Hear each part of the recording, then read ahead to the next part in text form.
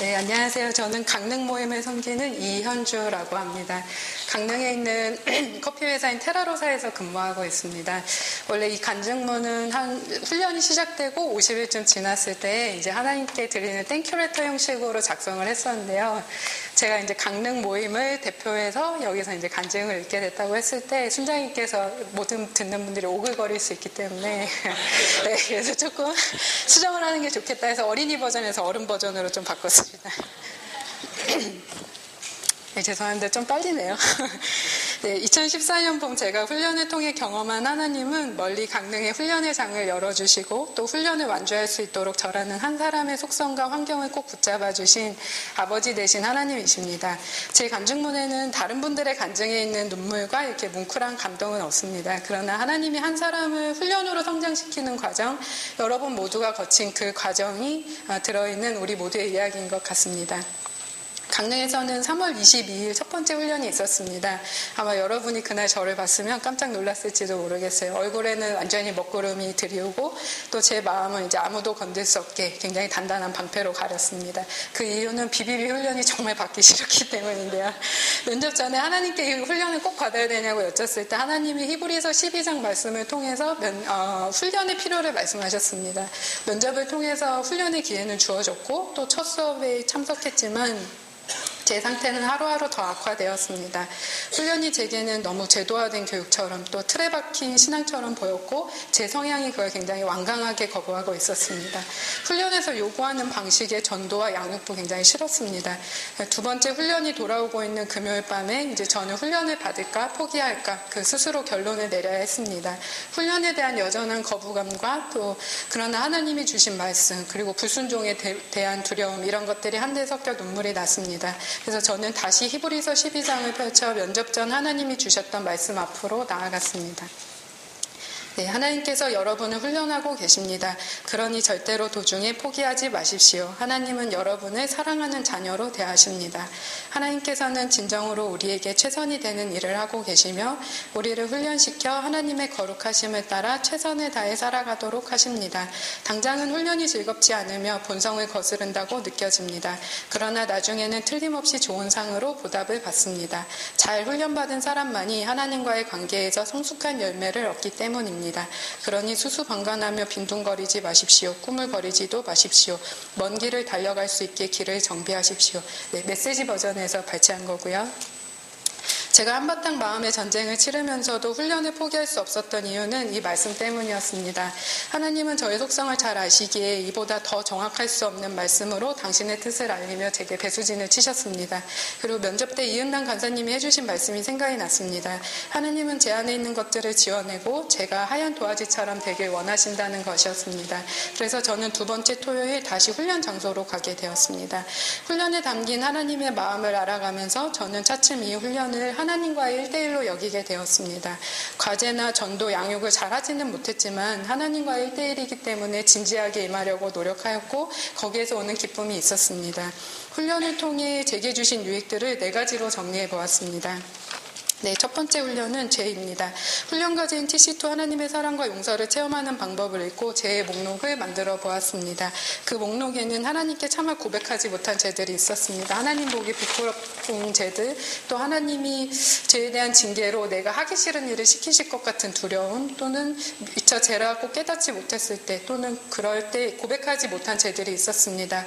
그리고 상대방에게 사과하지 않은 죄들도 있었습니다. 아마 질책받는 게 싫은 제 자존심 때문이었던 것 같습니다.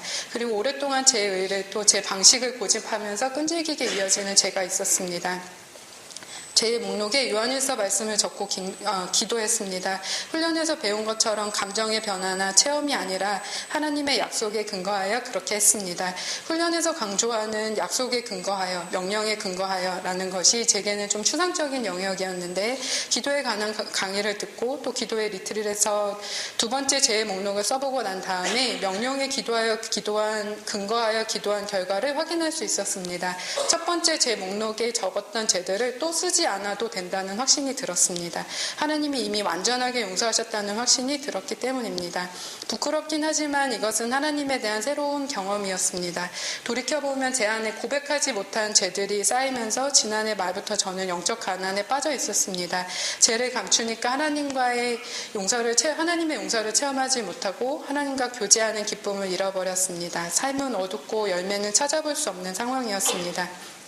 저는 이번 훈련을 통해 죄의 심각성을 배웠습니다. 제가 가져오는 하나님과의 단절에 대한 두려움이 생겼습니다.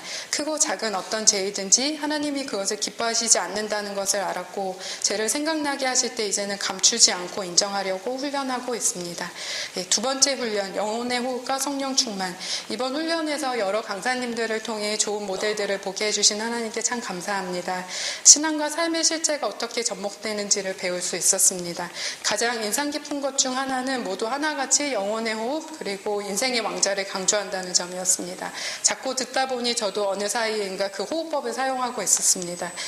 회사에서 하루의 대부분을 보내다 보면 부족한 제 모습이 이런저런 모양으로 드러나는데 예전에는 그것이 죄책감으로 머물렀지만 이제는 호흡을 합니다. 하나님이 알려주신 죄를 내시며 용서를 구하고 즉시 성령님의 도움과 충만을 구합니다. 얼마 전에 제가 던진 농담에 상대방이 기분 상해하는 것을 보고 찾아가 사과할 수 있었던 것도 또 작은 말실수라 하더라도 묻어두기보다는 찾아가 사과하게 된 것도 다 하나님과 함께하는 영혼의 호흡 덕입니다. 영혼의 호흡은 하나님과 일상을 공유하는 가장 좋은 방법인 것 같습니다. 네, 세 번째 훈련 전도와 양육. 모든 과제 중에서 전도와 양육이 제게는 미션 임파서블 같았습니다. 회사 내 동료에게 사형리를 들고 찾아가 전도하는 것도 어려운데 양육까지 또 승법 번식이라는 단어도 굉장히 이상하게 들렸습니다. 근데 60일이라는 짧은 시간 동안 하나님은 전도와 양육에 대해 무관심했던 저를 전도자로 바꿔가고 계셨습니다. 첫 실천 사역을 나간 관동대에서 김동진이라는 신입생이 그리스도를 영접했을 때 깜짝 놀랐습니다. 노방전도에서 하나님을 영접하는 사람이 있다는 게 굉장히 경이로웠습니다. 그래서 실천 사역을 마치고 한 주, 두 주 시간이 흐르는 동안에도 그 학생이 생각나고 그래서 그 학생을 위해 중보 기도를 하면서 굉장히 새로운 영적 경험을 느꼈습니다. 그리고 저는 회사 후배에게 사형리를 전하고 난 뒤에 하나님이 말씀하신 믿지 않는 영혼이 돌아올 때 천국에서 잔치가 열린다는 그 기쁨을 알게 되었습니다. 팀 구성원들 문제로 큰 어려움을 겪은 후배가 제게 상담을 요청해서 후배를 만나러 가던 날이었는데요. 도무지 사형리를 꺼낼 분위기가 아닌데 손전 순장님은 제 뒤통수에 대고 다시 한번 사형리를 권하셨습니다. 그래서 후배의 고충을 귀 기울여 듣고 이제 저도 저의 고충을, 그래서 고충은 훈련인데요. 고충과 고충 끝에 찾아온 유익과 기쁨을 나누게 되었고 그 끝에 사형리를 전할 수 있었습니다. 네, 정말 놀랍게도 후배는 그 자리에서 주님을 영접했습니다.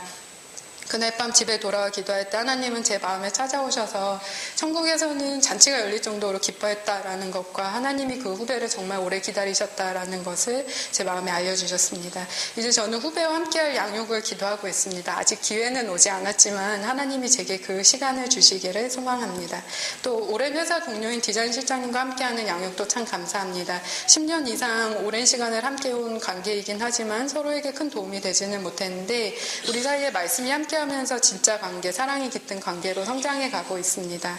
이 양육을 통해 하나님이 친히 말씀으로 한 사람을 치유하고 세워가시는 과정을 봅니다. 디자인 시장님에게 어느새 1대1을 하는 화요일은 하나님과 교제하는 법을 알아가는 날, 그래서 기다려지는 날이 되었습니다. 6개 챕터를 다 마치고 무엇이 가장 기억에 남느냐는 제 질문에 성령님이 내 마음에 계시다는 것을 꼽았을 때 제게 굉장히 뭉클한 감동이 일었습니다.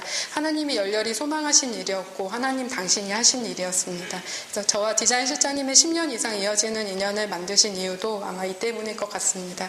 이렇게 이번 훈련에서 또 한 가지 저에게 깊은 감명을 준 것은 교제권이었습니다. 강사님들, 순장님들이 삶으로 보여준 교제권은 쉽게 형성되는 게 아니었습니다. 사랑과 인내 속에 자라가는 것, 그래서 소중한 것이었습니다.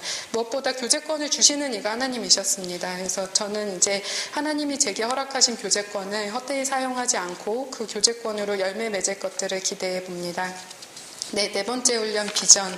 훈련 전에 저는 비전이 꼭 중요하진 않다고 생각했습니다. 하나님 안에 머물며 하루하루 충실하면 된다고 생각했는데 이번 훈련에서 강의를 듣는 동안 몇 가지 질문이 제게 찾아왔습니다. 현주야, 너는 예수 그리스도를 누구라 하느냐? 현주야, 너의 비전은 무엇이냐? 현주야, 너는 삶을 100% 하나님께 드리고 있느냐? 이 세 개의 질문은 하나의 질문임을 깨닫게 해주셨습니다. 하나님이 저의 삶에 그리실 그림이 무엇일까 궁금합니다. 하나님은 그리시고 저는 순종하며 따라가는 비전이 있는 삶을 살아보고 싶어졌습니다.